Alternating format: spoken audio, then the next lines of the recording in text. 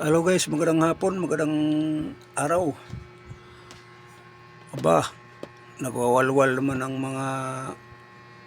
mga admin Marcos. So, totoo ba kaya mga kababayan na ang mga senador perma sa impeachment?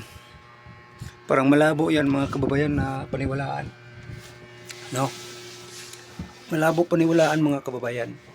Bakit kaya? Bakit nasasabi kong malabo? Dahil nasasabi kong malabo dahil kwentong barbero. Ha? Kwentong barbero mga kababayan. Sila kahit malayo pang eleksyon, todo na sila, ipal sa amo. Ipal na silang amo. Ha? Todo ipal na silang amo mga kababayan. Ayan ang tandaan natin mga kababayan. Todo ipal ang mga mamayang Pilipino nga nandiyan sa mga kaliwang gobyerno. Si Luis Castro ay isang naglihok sa kilusan. Siya ang tinatawag nating mata sa mga nandoon sa bundok. Yung mga akbayan vlog, no? Mga akbayan, no? Mga yan sila mga komunista. Ito si Castro, nalaala ninyo mga kababayan, yung asawa niya kinasuhan ng child abuse. Ngayon pinalayas ay yung anak o asawa niya. Hanggang ngayon di na nagpapakita. Kasi tinatago yung asawa niya, no? Ay ngayon baka nagkumandir na doon sa bundok.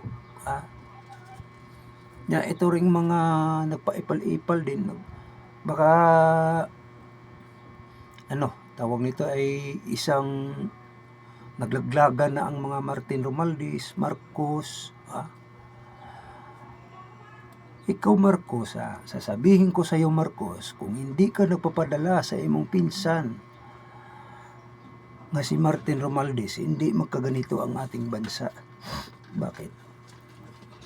Nagpapadala ka, ngayon nilaglag ka na ni Marcos, ni Saldico,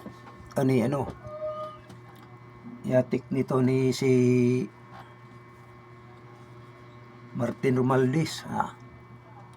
Ito si Martin Romualdez, may nanghingi sa kanya ng ilang malitang pera, ay di lang tayo magpangalan.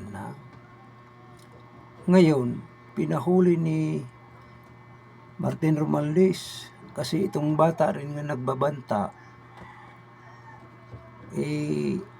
may mga sinasabi nga hindi magaganda. So sila ginagamit ba kaya na front lang yun o anong mangyayari, basta malalaman pa rin yan. Kaya nga sila dyan, todo ipal sila, no? So maraming salamat. God bless. Mabuhay.